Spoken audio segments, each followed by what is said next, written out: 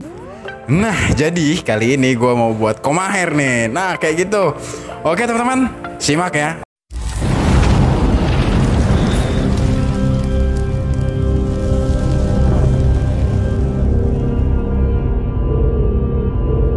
Halo, boleh dipakai Y, bukan pakai E. Halo teman-teman, apa kabar kalian semua di sana? Gue doain semoga baik-baik aja ya di sana ya. Oke.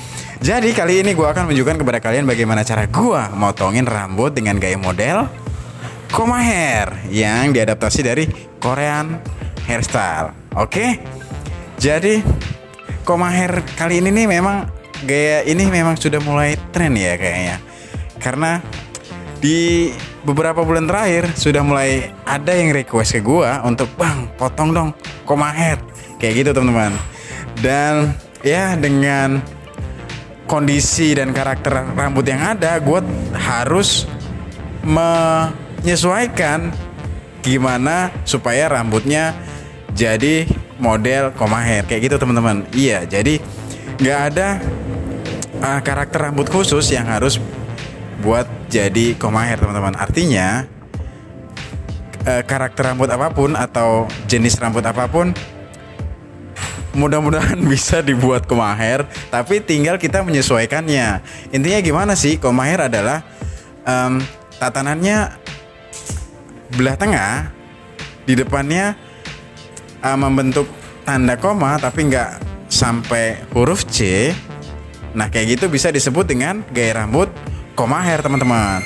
Jadi dengan jenis dan karakter rambut yang ada. Oke, nggak usah panjang lebar lah ya, kayaknya gue langsung ceritain aja kayak gimana langkah-langkahnya gue motongin koma hair kali ini. Oke, jadi langkah pertama adalah gue parting teman-teman.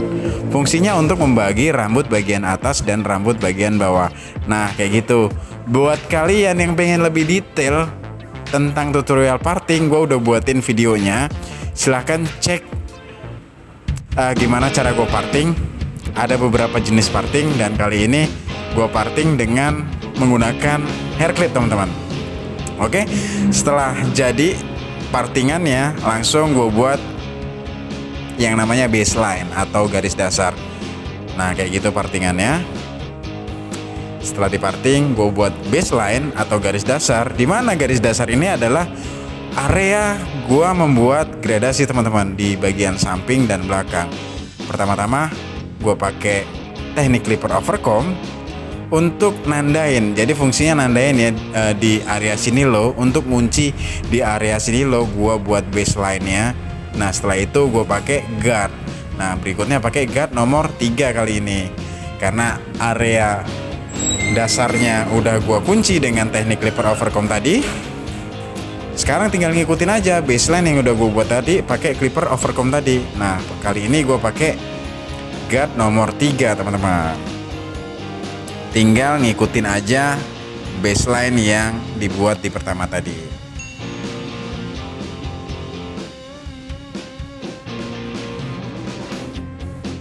Kayak gitu. Pokoknya simple lah ya. Yang penting kuncinya di sini adalah partingnya. Yang penting kita parting, udah kita bagi rambut bagian atas dan rambut bagian bawah. Ya udah, tinggal kita pendekin rambut bagian samping dan belakangnya. Kali ini ya gue buatnya nggak terlalu tipis tapi nggak terlalu tebal juga, ya sedang-sedang lah ya, karena gue pakai guard nomor 3 kali ini. Dan selanjutnya pakai guard nomor 2 hanya di bagian samping dan belakang teman-teman. Nah karena gue pengen ada gradasi di bagian samping dan belakang. Memang sih kalau diperhatikan nggak kayak Korean hairstyle yang ada di internet itu yang orang Korea ya. Ya iya, karena gue memang menyesuaikan kebutuhan yang ada. Jadi gue nggak betul-betul mentah-mentah mengadaptasi model yang ada. Artinya tetap gue sesuaikan dengan selera dan kebutuhan customer gue tentunya. Tapi tetap mengadaptasi koma hair yang ada. Artinya stylingnya ya beda-beda tipis lah ya. Karena nggak perlu dong kita betul-betul ikutin gaya rambut yang ada, karena kan setiap orang punya selera yang berbeda, setiap orang punya kebutuhan yang berbeda.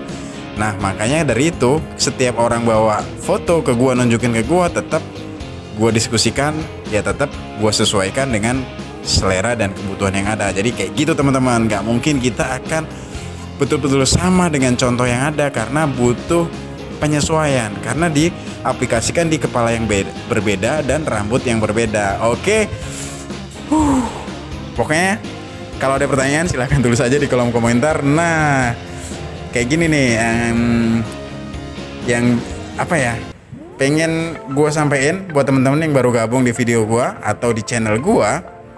Ya seperti biasa, gue nggak perlu ingatin kepada kalian untuk tekan tombol like dan subscribe, karena gue yakin kalian pasti paham, ya nggak sih, untuk mendukung seorang anak bangsa supaya berkarya dan berkembang, ya dengan salah satu cara ya subscribe channel ini. Oke, santai-santai. Oke, lanjut teman-teman ke step berikutnya.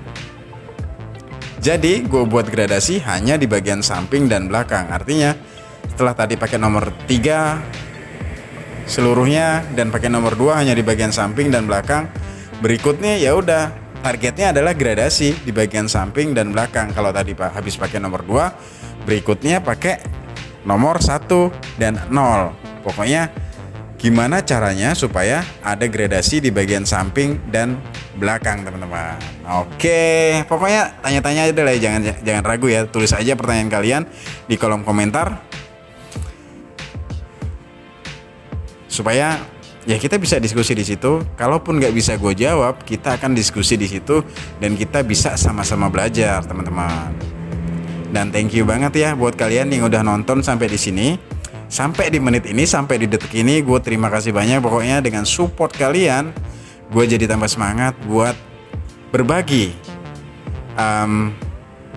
pengalaman gue atau tata cara gue, atau kebanyakan atau ya. Pokoknya tujuannya adalah gue mendokumentasikan pengalaman gue dan membagikannya buat kalian. Semoga apa yang gue bagi ini bermanfaat. Andaikan nggak bermanfaat pun ya setidaknya ya buat pengalaman gue lah ya.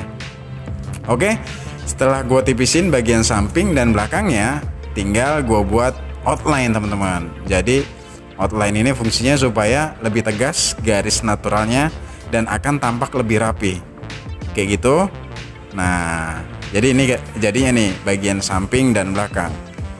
Gue coba rekam pakai handphone gue, tampak samping dan belakang. Oke, kayak gitu, nggak terlalu pendek, tapi ada gradasinya di bagian samping dan belakang. Karena kebetulan customer gue ini kegiatannya atau aktivitasnya nggak butuh-butuh banget rambut yang pendek, asalkan nggak nempel kerah dan nggak ganggu di bagian samping, itu udah cukup.